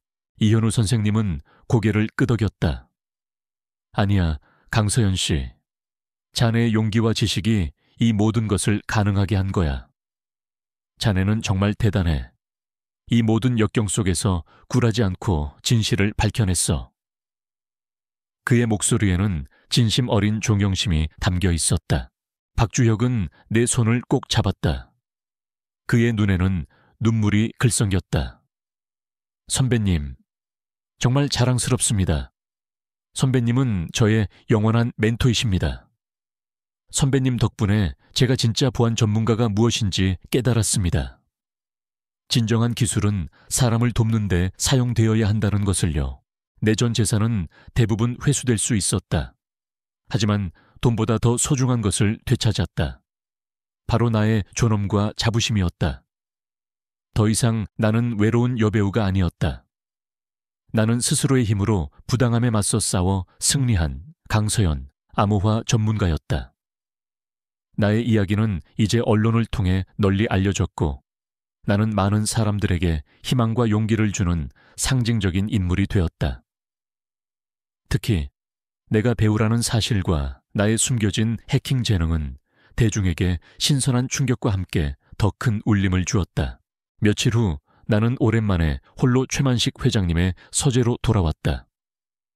서재는 이제 더 이상 어둡거나 음침하게 느껴지지 않았다.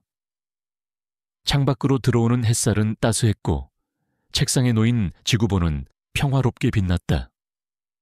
그 지구본 뒤편에 숨겨졌던 CCTV는 이제 없었다.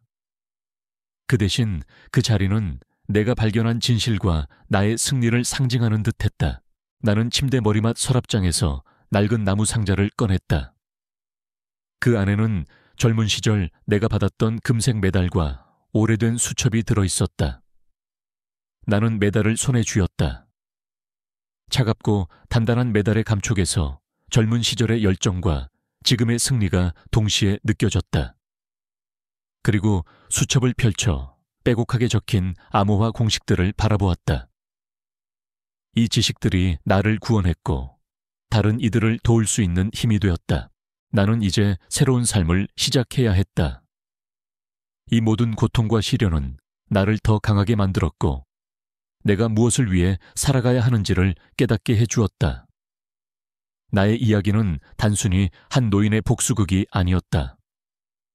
그것은 절망 속에서 희망을 찾고 잃어버렸던 자신을 되찾으며 타인을 위한 삶의 의미를 발견하는 여정이었다.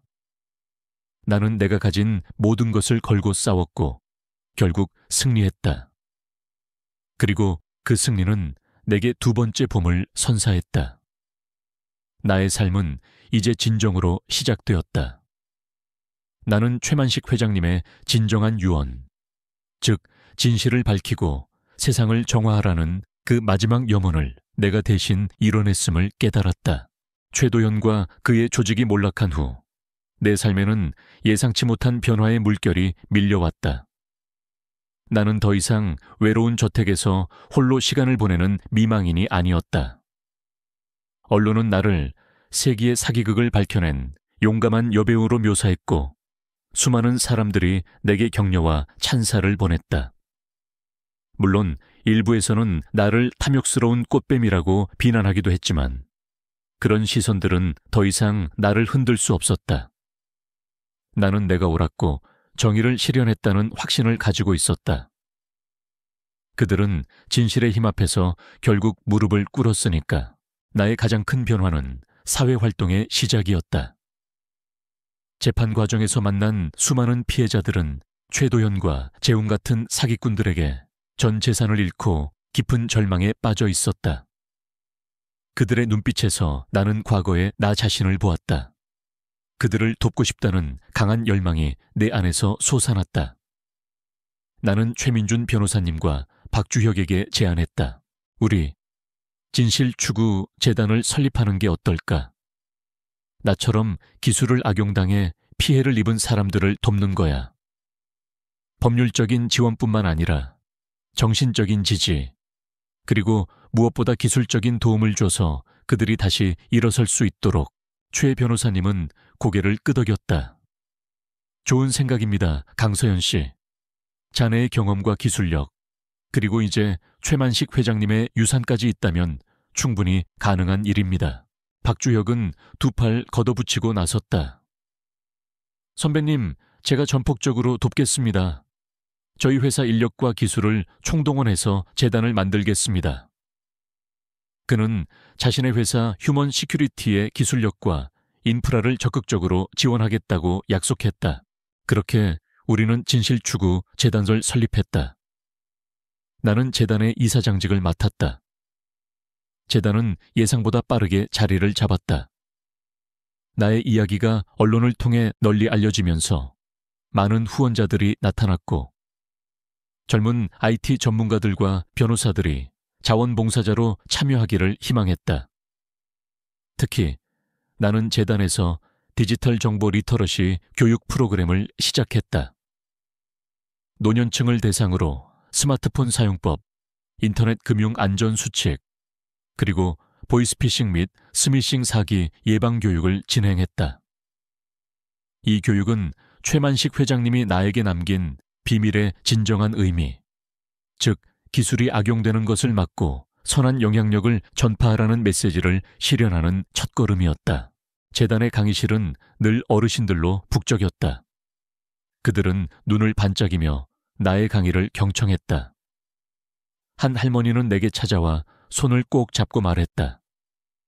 서연 선생님 덕분에 제가 스마트폰으로 손주들 얼굴도 보고 인터넷으로 은행 업무도 보게 됐어요. 이젠 누가 이상한 메시지 보내도 안 속아요. 정말 감사합니다. 그 할머니의 환한 미소를 보며 나는 큰 보람을 느꼈다. 내 외로움은 점차 사라지고 그 자리를 다른 사람들과의 연결감과 사회에 기여한다는 충만한 보람으로 채워졌다. 최미나 역시 재단 설립에 적극적으로 참여했다. 그녀는 아버지와 오빠의 죄를 속죄하는 마음으로 재단의 운영과 홍보에 큰 힘이 되어주었다. 그녀는 재산 상속을 포기하고 자신의 전공인 무용을 살려 피해자들의 심리치료를 돕는 예술치유 프로그램을 기획하기도 했다. 그녀는 이제 더 이상 오빠에게 휘둘리던 나약한 사람이 아니었다. 나의 활동은 여기서 멈추지 않았다. 어느 날 나는 대한민국 최고의 보안 회사 중 한 곳인 미래 시큐리티로부터 스카우트 제의를 받았다. 그들은 내가 최도현의 조직을 파헤쳤던 기술력과 분석 능력을 높이 평가하며 내게 최고 기술 고문 자리를 제안했다. 나는 이미 20대 후반의 나이였고 배우 활동을 하고 있었지만 그들은 나의 잠재력과 경험을 높이 샀다. 나는 망설였다. 내가 다시 이런 큰 회사에서 일할 수 있을까?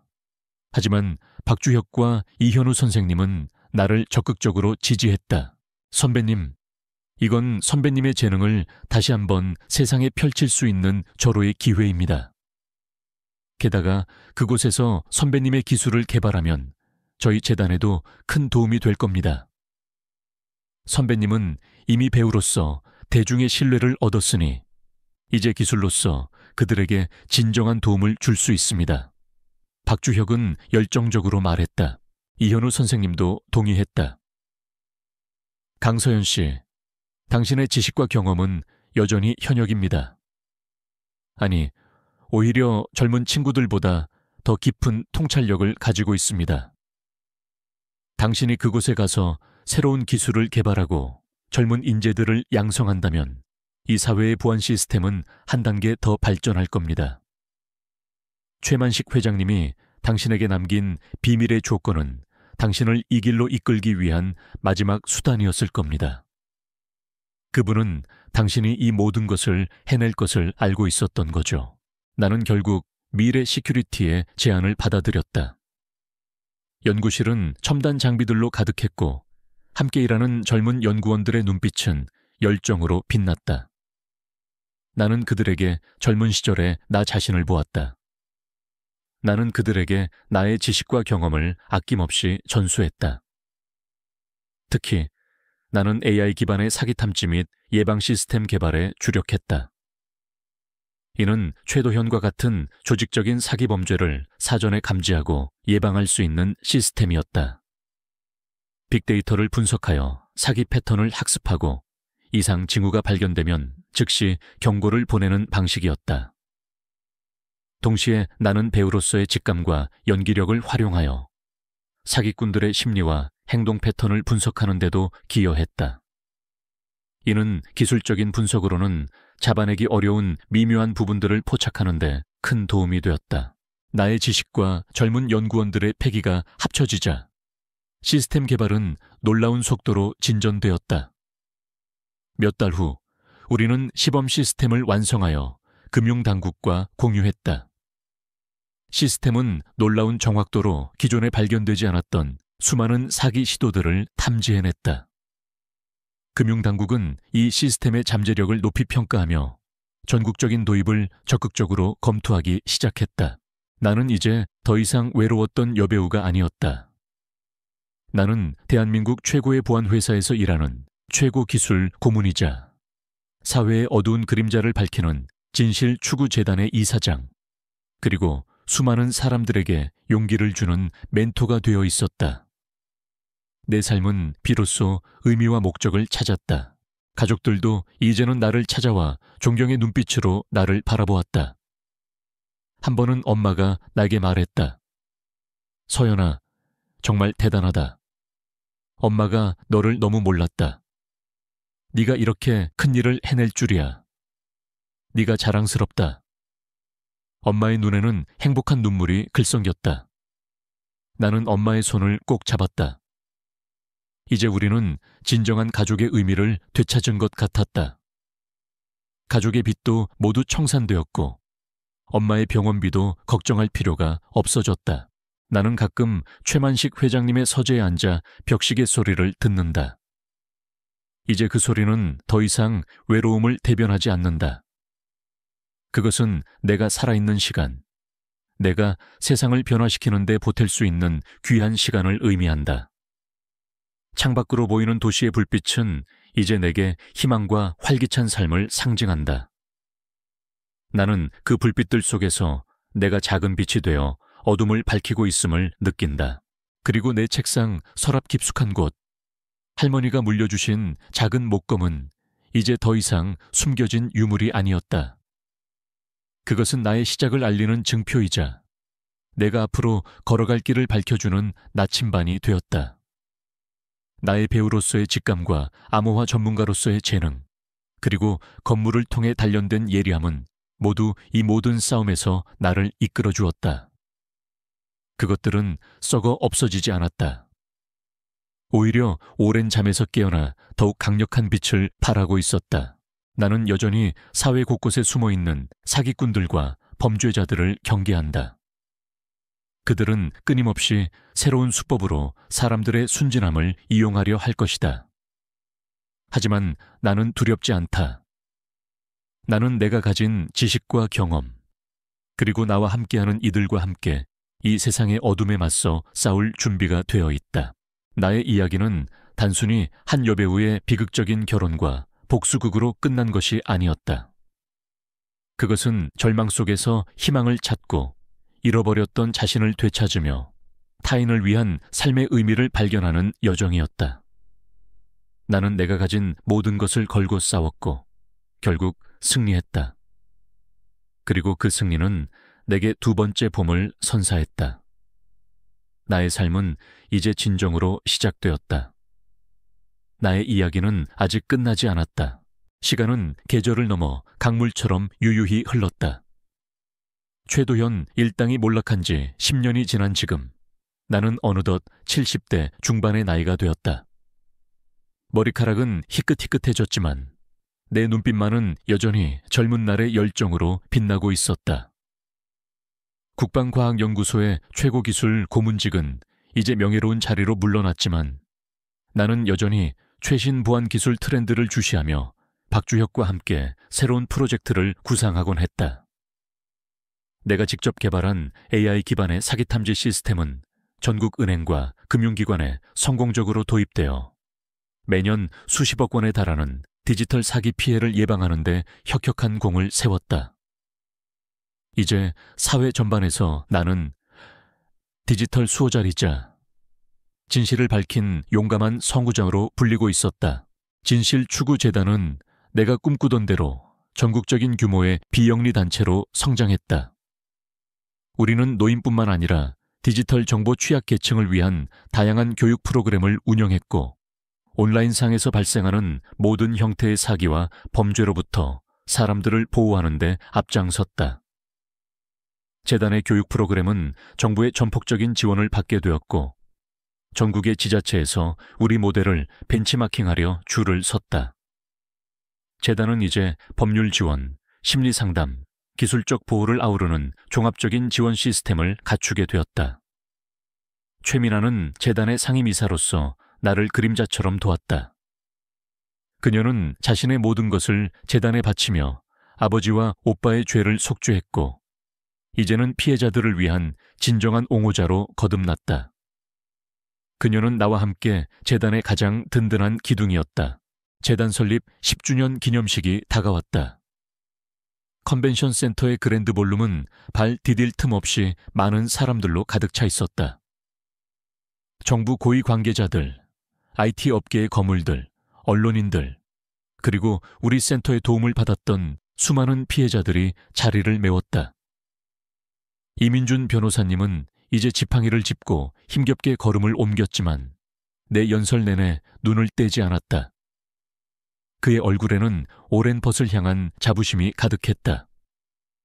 박주혁은 내 옆에 서서 자랑스러운 듯 미소 지었다. 그의 회사는 이제 대한민국 최고의 보안기업으로 성장해 있었고 박주혁은 그 모든 성공을 내게 돌리곤 했다. 나는 연단에 섰다. 내 목소리는 비록 70대의 연륜이 묻어났지만 그 안에는 흔들림 없는 확신과 진실을 향한 강렬한 메시지가 담겨 있었다. 저는 10년 전 제가 가장 믿었던 사람에게 모든 것을 빼앗기고 깊은 절망에 빠졌던 평범한 노인이었습니다. 그때 저는 제가 가진 모든 것이 사라졌다고 생각했습니다. 하지만 저는 거기서 멈추지 않았습니다. 저의 오래된 재능과 작은 용기가 저를 다시 일으켜 세웠고 오늘 이 자리까지 오게 했습니다. 나는 강민호와 재훈에게 당했던 과거의 아픔을 솔직하게 이야기했다. 그리고 그 고통 속에서 어떻게 희망을 찾고 다른 이들을 위한 삶의 의미를 발견하게 되었는지를 담담하게 풀어냈다. 나는 최만식 회장님이 남긴 비밀의 조건이 단순한 재산 상속을 넘어 내가 이 사회의 부조리를 밝히고 정의를 실현하도록 이끈 거대한 운명이었다는 것을 이야기했다. 사랑하는 모든 분들, 이 디지털 시대는 우리에게 무한한 기회를 주지만 동시에 새로운 형태의 위험도 안겨줍니다. 사기꾼들은 끊임없이 진화하고 우리의 약점을 파고듭니다. 하지만 우리는 두려워하지 않을 것입니다. 진실추구재단은 앞으로도 여러분의 곁에서 여러분의 디지털 수호자가 되어줄 것입니다. 우리가 함께하면 그 어떤 어둠도 우리를 삼킬 수 없습니다. 진실은 반드시 승리하고 정의는 반드시 살아 숨 쉴 것입니다. 이 모든 것이 가능했던 것은 바로 여러분의 믿음과 지지 덕분입니다. 진심으로 감사드립니다. 연설이 끝나자 강당안은 우레와 같은 박수갈채와 환호성으로 가득 찼다. 나는 청중들에게 고개 숙여 감사 인사를 전했다. 그때 단상 아래에 있던 한 중년 여성이 내게 다가와 손을 꼭 잡았다.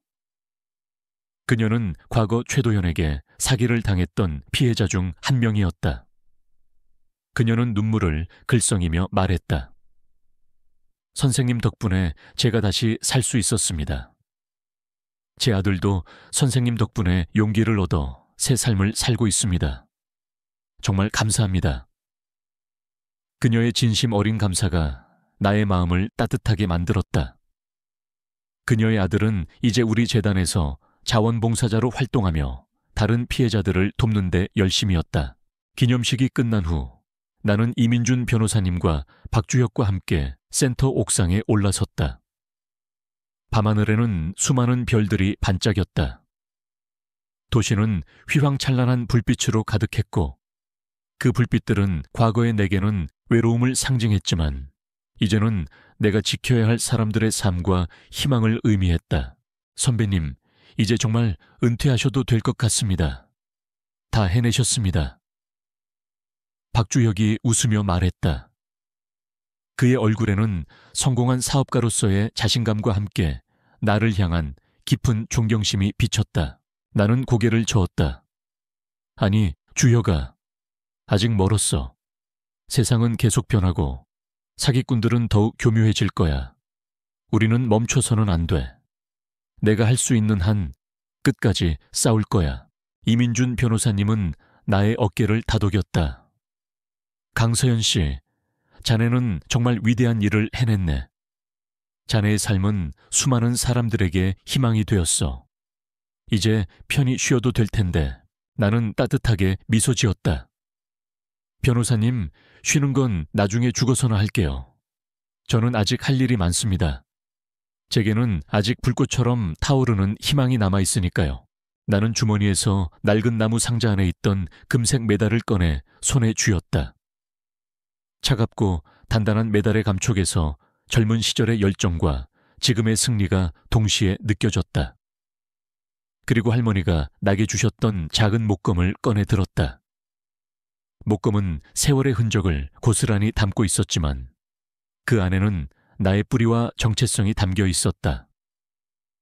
배우로서의 직감과 암호화 전문가로서의 재능, 그리고 건물을 통해 단련된 예리함은 나의 삶을 이끄는 가장 강력한 무기가 되었다. 내 아파트 거실의 벽시계는 여전히 째깍거렸다. 하지만 이제 그 소리는 더 이상 외로움을 대변하지 않는다. 그것은 내가 살아있는 시간, 내가 세상을 변화시키는데 보탤 수 있는 귀한 시간을 의미한다. 나의 삶은 단순히 한 여배우의 비극적인 결혼과 복수극으로 끝난 것이 아니었다.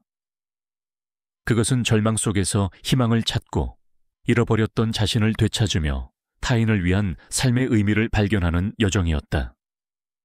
나는 내가 가진 모든 것을 걸고 싸웠고 결국 승리했다. 그리고 그 승리는 내게 두 번째 봄을 넘어 영원히 꺼지지 않을 희망의 등대를 선사했다. 나는 이제 홀로 외롭게 빛나는 별이 아니었다. 나는 수많은 사람들과 함께 밤하늘을 밝히는 은하수 중 한 부분이었다. 나의 이야기는 아직 끝나지 않았다. 이 불꽃은 앞으로도 계속해서 타오르며 세상을 더욱 밝고 따뜻하게 비출 것이다. 나는 확신한다. 내가 이 세상에 남길 유산은 최만식 회장의 재산이 아니라 진실을 향한 용기와 정의를 향한 불굴의 의지가 될 것임을. 오늘 당신이 보고 있는 이 영상은 당신의 인생을 바꿀 수 있습니다. 진실을 외면하지 마세요. 당신의 작은 관심이 세상을 바꿀 수 있습니다. 지금 바로 이 채널을 구독하고 좋아요를 누르고 알림 설정을 해서 진실을 향한 저희의 여정에 함께 해주세요. 당신의 참여가 바로 정의의 시작입니다.